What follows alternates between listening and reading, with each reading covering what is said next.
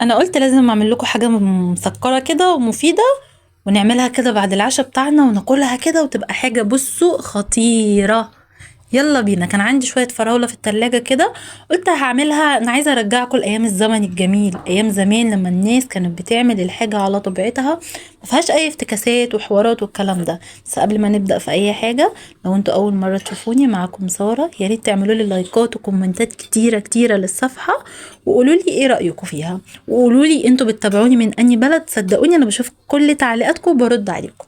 تمام. جبت الفراوله الحلوه بتاعتي وغسلتها وشلت البتاع الخضره اللي فوق دي، غسلتها كويس جدا. عايزه اقول لكم نزلت كميه تراب فظيعه. طبعا بقى عارفين ايام الزمن الجميل، انا عندي جوافه كنت عايزه اعصر عليها، بس قلت لا انا عايزاها كده تبقى حلوه. حطيت عليها سكر، وكان عندي 3 موزات ورحت حطاهم عليها. بصوا عايزه اقول لكم كان طعمها خطير. ايه رايك يقولوا لي في الكوكتيل بتاع ماما؟